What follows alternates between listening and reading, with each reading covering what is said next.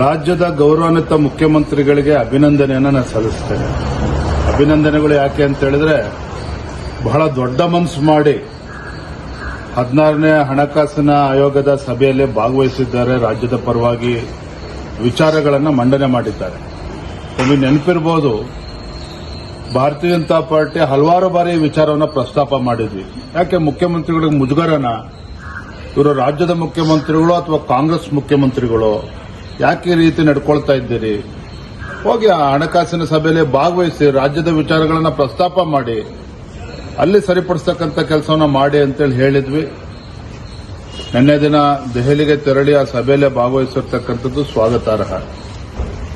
ಮತ್ತೊಂದು ಕಡೆ ಮುಖ್ಯಮಂತ್ರಿಗಳು ದೆಹಲಿಯಲ್ಲಿ ಕೂತು ಕೇಂದ್ರದ ಮೇಲೆ ಗೂಬೆ ಕೂರಿಸತಕ್ಕಂಥ ಪ್ರಯತ್ನ, ಕುತಂತ್ರ, ಷಡ್ಯಂತ್ರ ಎಲ್ಲವನ್ನೂ ಕೂಡ ಮಾಡಿದ್ದಾರೆ. ಅವ್ರು ನೋಡಿದ್ರೆ ಪಾಪ ಅನಿಸ್ತದೆ. ಯಾಕೆ ಅಂತ ಹೇಳಿದ್ರೆ ಇವತ್ತು ಅವರು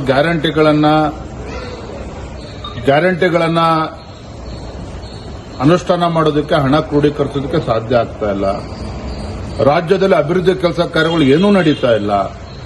ಹಾಗಾಗಿ ಕೇಂದ್ರ ಸರ್ಕಾರದ ಮೇಲೆ ಆರೋಪಗಳನ್ನು ಮಾಡುವಂಥದ್ದು, ರಾಜ್ಯಕ್ಕೆ ನಾವು ಕರ್ನಾಟಕ ರಾಜ್ಯ 100 ರೂಪಾಯಿ ಕೊಟ್ಟರೆ ಬರೀ 13 ರೂಪಾಯಿ ಬರ್ತದೆ, ಅಥವಾ 100 ಪೈಸೆ ಕೊಟ್ಟರೆ 13 ಪೈಸೆ ಬರುತ್ತೆ, ಈ ರೀತಿ ಅರ್ಧ ಸತ್ಯವನ್ನು ಮಾತ್ರ ಹೇಳ್ತಾ ಇದ್ದಾರೆ. ಆದರೆ ಬಂದಂತ ಅನುದಾನವನ್ನ ಯಾವ ರೀತಿ ಸದ್ಬಳಕೆ ಮಾಡ್ಕೋಬೇಕು ಅದು ಇವತ್ತು ರಾಜ್ಯದಲ್ಲಿ ಆಗ್ತಾ ಇಲ್ಲ. ಕೇಂದ್ರ ಸರ್ಕಾರದ ಯೋಜನೆಗಳಿಗೆ ಕತ್ತರಿ ಆಗ್ತಕ್ಕಂಥ ಕೆಲಸವನ್ನು ಕೂಡ ಮಾಡ್ತಾ ಇದ್ದಾರೆ. ಒಟ್ಟಾರೆಯಾಗಿ ರಾಜ್ಯ ಸರ್ಕಾರ ತನ್ನ ವೈಫಲ್ಯಗಳನ್ನು ಮುಚ್ಚಿ ಹಾಕಿಕೊಳ್ತಕ್ಕಂಥ ಸಲುವಾಗಿ ಕೇಂದ್ರದ ಮೇಲೆ ಗೂಬೆ ಕೂರಿಸ್ತಾ ಇದ್ದಾರೆ. ಇದು ಯಾವುದೂ ಕೂಡ ಸತ್ಯ ಅಲ್ಲ.